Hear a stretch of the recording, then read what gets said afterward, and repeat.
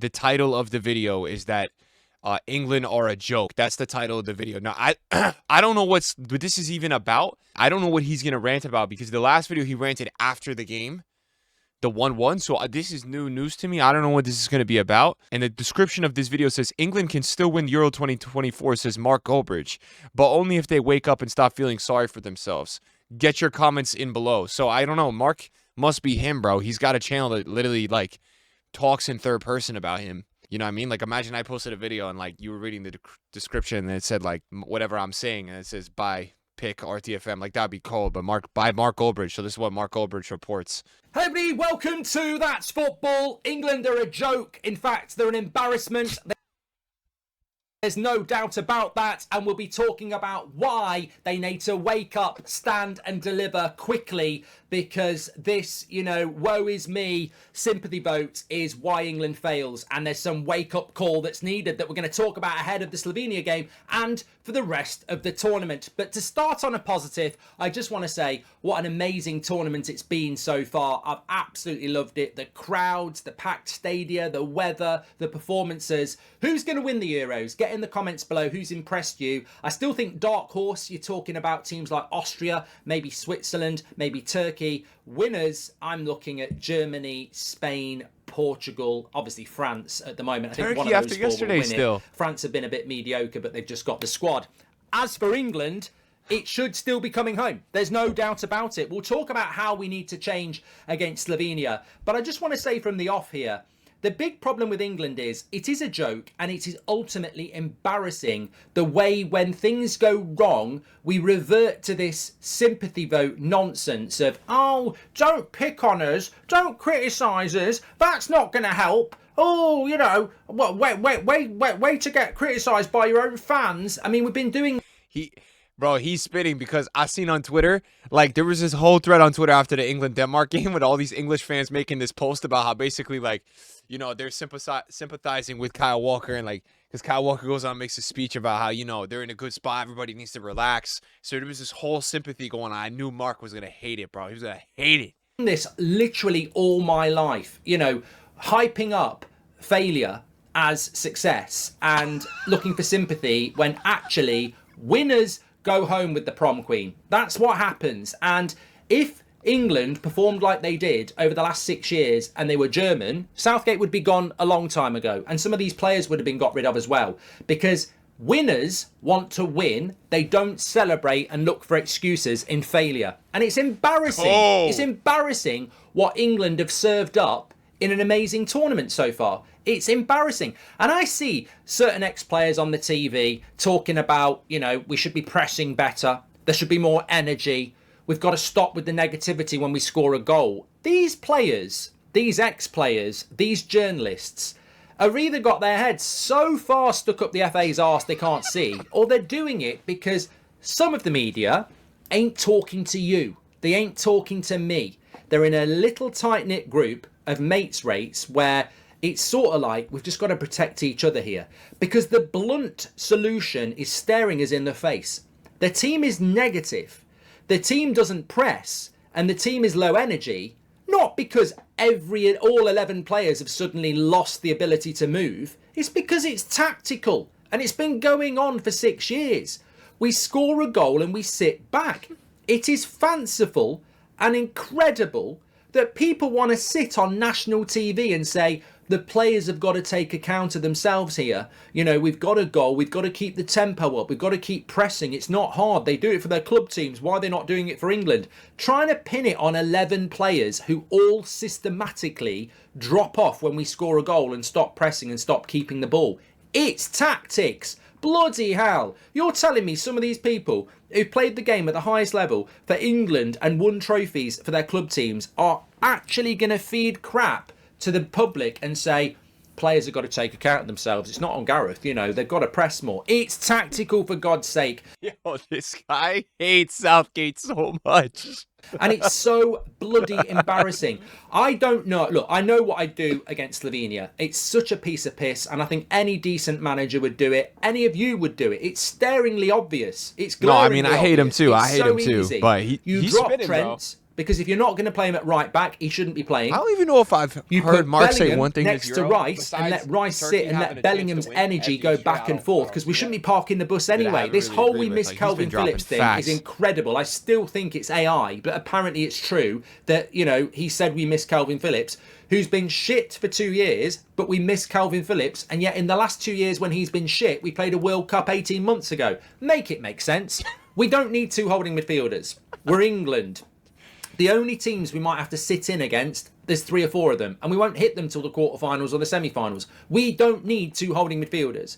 We should be attacking more. So you put Bellingham next to Rice, you let Rice sit, and you let Bellingham's energy, with which he's got in abundance, go back and forth, back and forth. He's also very good physically as well. You put Foden at 10 because he is the best number 10 we've got, and you put Gordon on the left because he's the best English winger we've got this season. You suddenly balance your team. Oh. You haven't got square pegs in round holes. You're not experimenting in a major tournament. It took 2 years to qualify for this tournament, and we're experimenting in the group stage. I question what Gareth Southgate does and what his coaches do when there aren't international breaks. It's so true, You know, bro. is he watching box sets of The Sopranos, or is he off to Disneyland, or is he on a tour of bloody Australia? You know, what does he actually watch football? And more importantly, what was he doing between the years of 2000 and 2010? Was he still playing? You know, was he on a gap decade? What was he doing? Because as a football fan, I see problems in the England team that I've seen all my life. Square pegs in round holes. What was he doing when Sven-Goran Eriksson had that opportunity to win the World Cup in 2002 or 2004 or 2006 Euros and 2 World Cups? What was the problem with that Sven team? Very good at qualifying, very good at hitting the quarterfinals, but ultimately came up short against the better teams because the team was imbalanced. You'd have Paul Scholes on the wing. You'd have Gerrard and Lampard in the midfield. That was a because crazy we had this team. obsession with getting our best players on the pitch at the expense of actual structure and balance. Look at somebody like Spain. Have they got all their best players on the pitch? I don't think they have. I think some players are on the bench. Same with Portugal.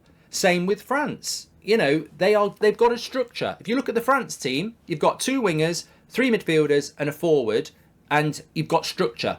You know, they're not putting all their best players on the pitch and square pegs in round holes.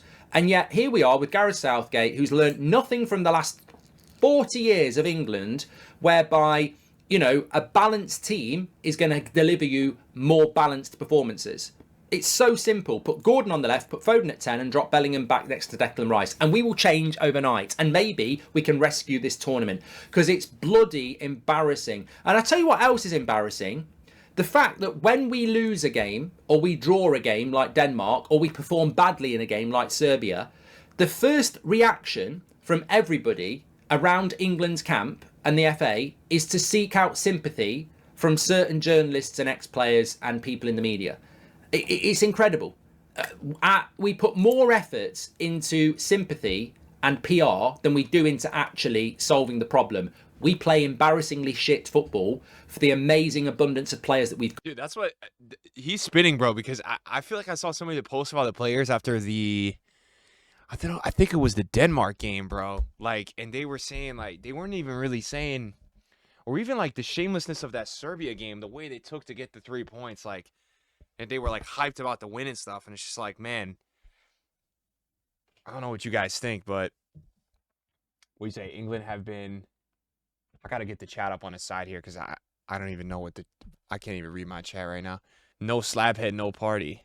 They are very lucky to have 4 points. That's what I'm saying. Like, it's not even like, imagine you have a 3-0, 4-0 win, and you post about it, you like hyped, you posted a team photos like, great start to the tournament. Like, we saw those captions with the way they won the game. Like, damn, bro, that game was so sweaty, that 1-0.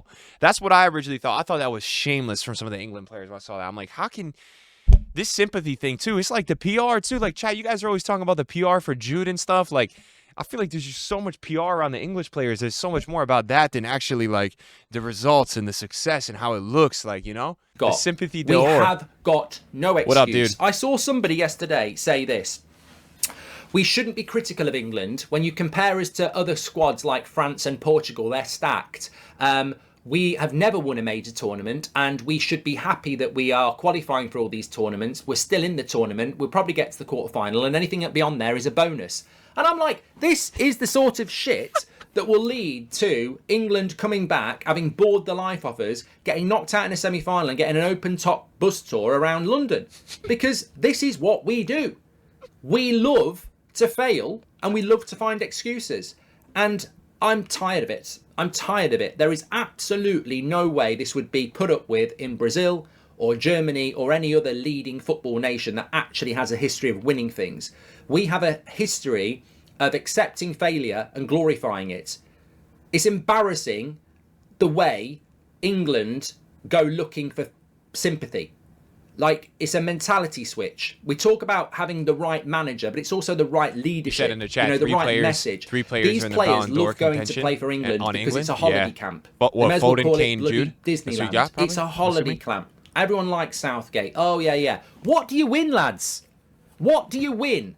You love playing for England, meeting up with your mates, having a right old laugh. Look at us playing darts and snooker and everything. Oh, and we're playing with the inflatables today in the swimming pool. But what do you win? And on top of that, how many good games have you played? How many games have you played over the last 6 years for England where people have gone, oh, that was good? I spoke to Teddy Sheringham ahead of the Euros final against Italy a few years ago. And I said to him, the video's out there somewhere. I said, the interesting thing is... Yo, chat, I could be wrong, but didn't Teddy Sheringham used to have an icon card on FIFA? On maybe FIFA 16 or 15? Did he used to have a card? Long time ago, bro. Damn, I almost forgot about him, bro. Let me see this real quick. Cold. Discontinued. This is back when it was Legends, too. Yeah, 54 agility and 59 balance. This is before the composure stat was invented, though. They didn't even have composure back then. We're playing in a Euros final at Wembley against Italy. Wow. You know, say that back. What a statement. And yet, I have got no affection towards this England team the way I did towards the Euro 96 team, who only got to the semi-finals. And he said to me, well, it's very simple, isn't it? Across that tournament, we built momentum with good football. We didn't always play good football. Spain wasn't a great game. The opening game against Switzerland wasn't good. But Netherlands, Germany in the semi-final, Scotland, there was a momentum that everybody got behind because we played good football. And this team may well win it, and I hope they do, but have they captured the imagination of the country with playing good football? No. Is everybody going around with their flags seeing 3 lines on a shirt? No, because it's very formulaic. And that's the problem. They can all love linking up with England, but the football's bloody terrible. The only reason I think England can win the Euros is because I look at the squad and go, Bellingham, Saka, Kane, Rice, Foden, Stones, you know, so many good players. And then you supplement that with other really, you know, maybe not as good, but very good players like Kyle Walker. Guehi's come in and done very well. Kieran Trippier. Southgate missed the pen in really 96. and Goldbridge then will you've never got these forget. unknown talents like Palmer, Mainu, Wharton, Eze, Gordon. There's just... I look at the squad, I think we can win it. And then I look at the performances and the tactics and I go, it's shit. And if we're going to win it, we won't be entertained. No. We won't. We'll get a couple of goals at this and point, we'll sit it's back. like the last Euro, right? Because they almost got it last time. They lost on the pens, right? It's like, unless they get the trophy, the style they're playing is so crap that it's an all or nothing. Like every time now, it's all or nothing with this team. It's got to be a trophy, otherwise it's terrible, you know? Because it's just so crap the way they play. It's not like they can make a run to the quarters at the semis, and everyone's going to sit there and say, like, I'm doing Mark so dirty with these pauses, man. It's so crap. How do I get a good pause, bro? This is crazy. I would just...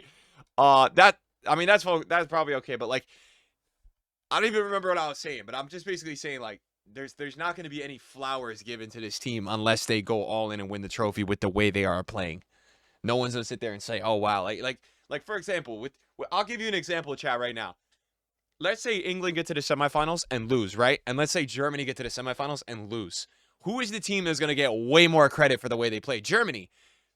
England, bro, have to get the trophy to win. Otherwise, and even then, I was just thinking about this when I'm watching this video. Even if England won that shootout in the last tournament, I think people would still be acting the same exact way with Southgate right now. Same with Spain. Imagine Spain or Germany. They go all the way playing this beautiful football, losing a semifinal. People are gonna appreciate them. Fans of the country. And these are Germany and Spain. These are countries unlike England that have an insanity of winning history.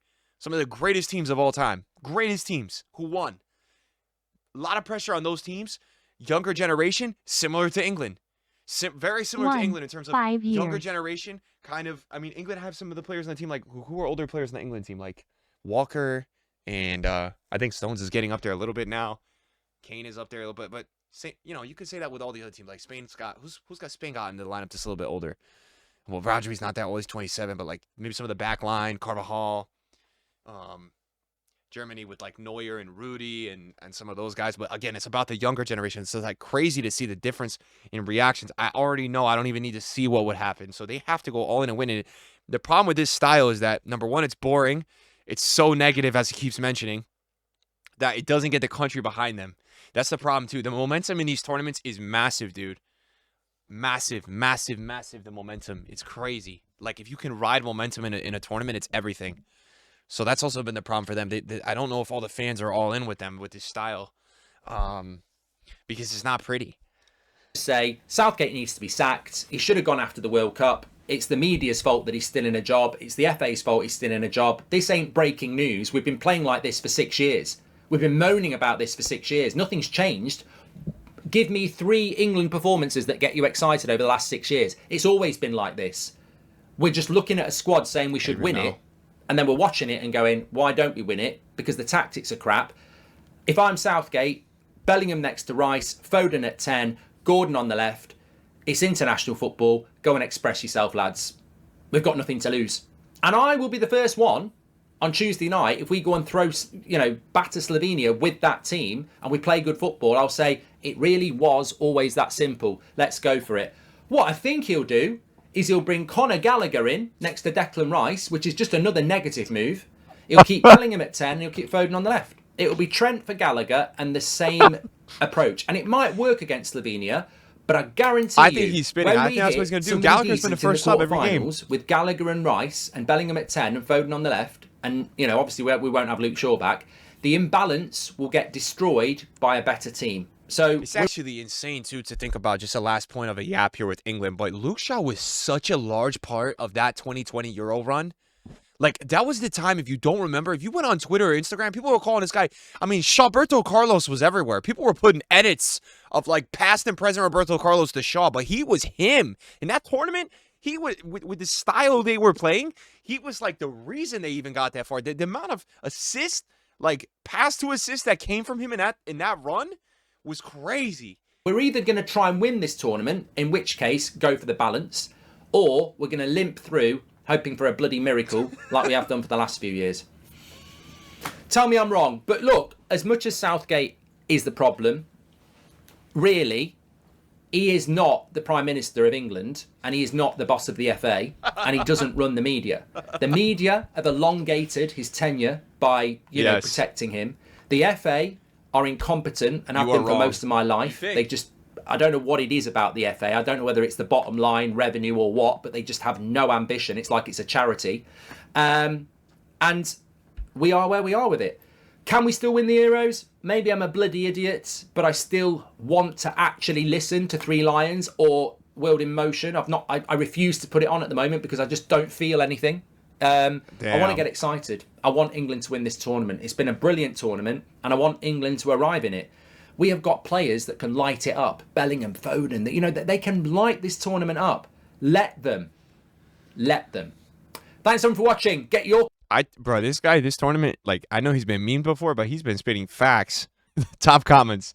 The only pundit who speaks sense about England is Fabregas. What a surprise. Southgate wears a life jacket in the bath.